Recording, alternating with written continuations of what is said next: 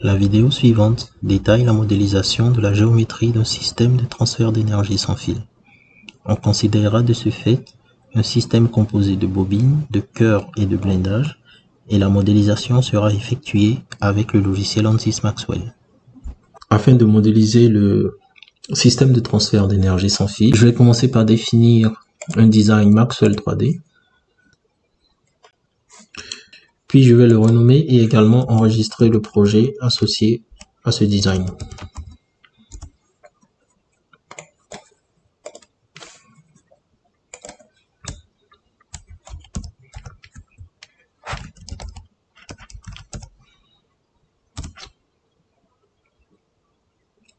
Une fois que cela est fait, je commence par modéliser l'une des bobines de mon système en cliquant ici sur Draw Cylinder et en définissant un cylindre avec des dimensions aléatoires. Ensuite, je vais modéliser les dimensions de ce cylindre de sorte à ce qu'elles puissent correspondre aux dimensions de ma bobine.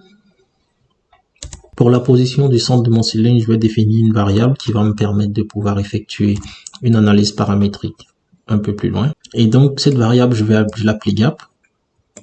Et c'est une variable de type longueur,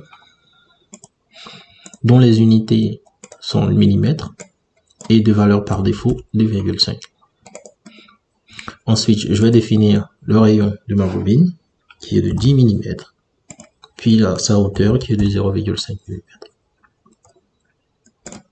Je vais cliquer sur OK, puis je clique sur Fit All, afin d'avoir une meilleure vue de mon cylindre qui a été créé. Une fois que cela a été effectué, je vais sélectionner mon cylindre, puis effectuer un copier-coller, donc CTRL-C, CTRL-V, afin de créer un second cylindre, dont je vais modifier les dimensions.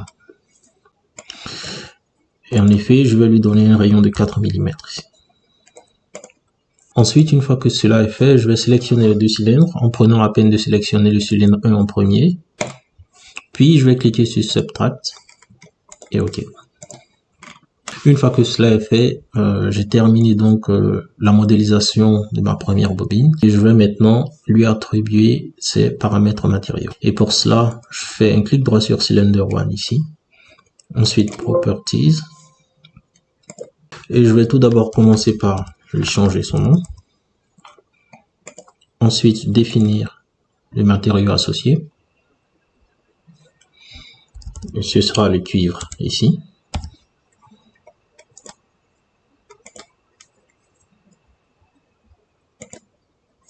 Et je choisis une apparence correspondant à celle du matériau par défaut. Je clique sur OK. Et là, j'ai donc défini ma première bobine ainsi que son matériau qui est le cuivre. Et une fois que cela est fait, je sélectionne à nouveau la bobine, j'effectue un clic droit, puis Edit, Surface et Section. Puis je choisis le plan de section YZ. Donc cela me permettra de créer deux plans de coupe que je vais utiliser afin de pouvoir définir ma source de courant. Et étant donné qu'ici j'ai besoin d'une seule source de courant, je vais donc devoir supprimer l'un de ces deux plans de coupe qui a été créé. Et pour ce faire, je vais effectuer un clic droit sur l'élément correspondant à cette plan de coupe, puis Edit, ensuite Boolean et Separate Bodies. Et ensuite, je vais supprimer le plan de coupe qui ne m'intéresse pas.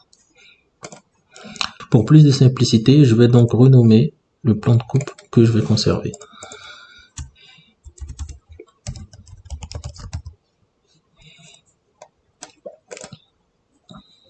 Ensuite, une fois que cela est fait, je vais donc créer le cœur associé à cette bobine en cliquant à nouveau sur cylindre, puis en définissant un cylindre de dimension aléatoire.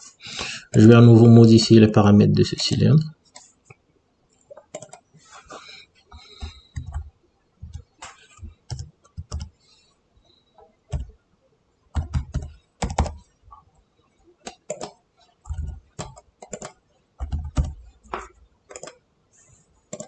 Et ensuite, je vais lui attribuer ce paramètre matériau.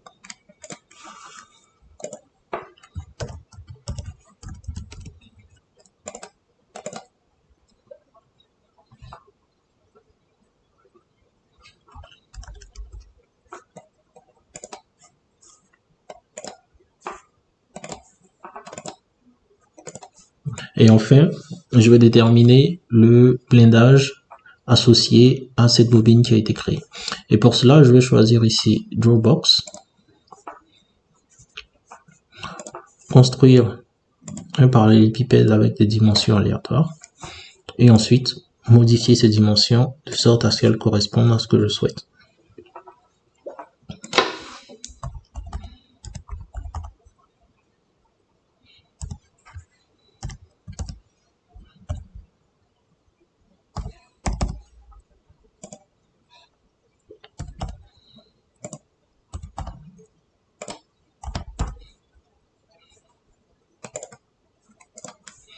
Une fois que cela est fait, je termine le processus en définissant les paramètres matériaux, exactement comme ce que je fais tout à l'heure avec les deux précédents composants.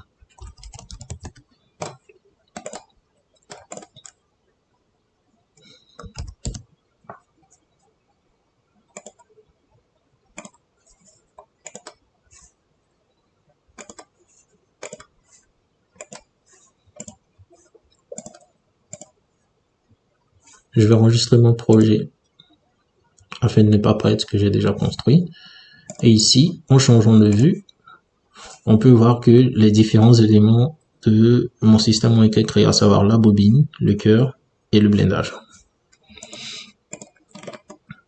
Donc une fois que cela est fait, je sélectionne ici tous ces éléments.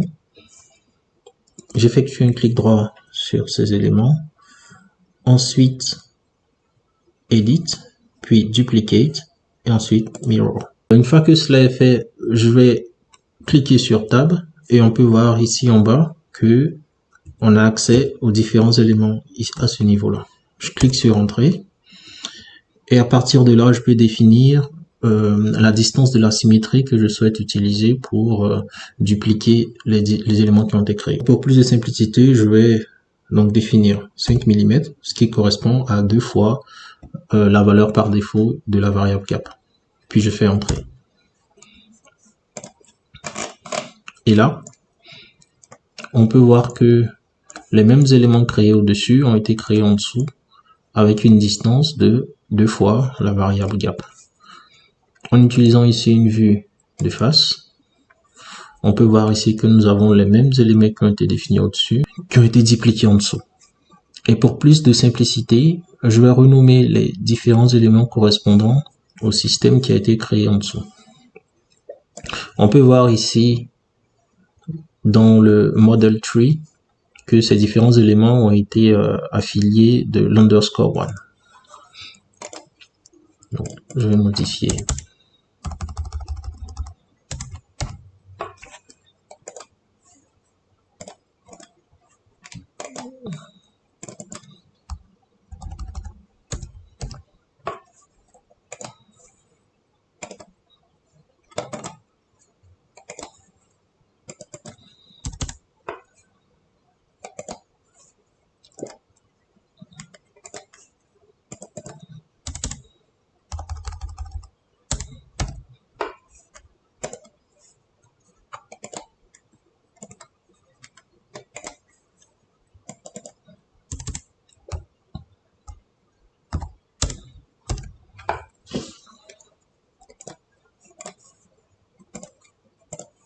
Donc une fois que cela est fait, je vais à nouveau enregistrer mon projet. Et pour terminer, il nous faudra définir en fait le domaine de calcul au sein duquel les différents calculs seront exécutés. Et pour cela, je vais cliquer ici sur Open Region. Et puis je vais définir en fait les limites de mon domaine de calcul. Et on a deux options qui permettent de définir ces limites, soit en définissant des valeurs absolues, ou soit en définissant un décalage en pourcentage. Et nous allons ici choisir le décalage en pourcentage, et nous allons choisir 200%. Je clique sur Fit All pour une meilleure visibilité du système, et j'enregistre mon projet. Ceci met donc fin à la modélisation de la géométrie du système de transfert d'énergie sans fil. Je vous remercie.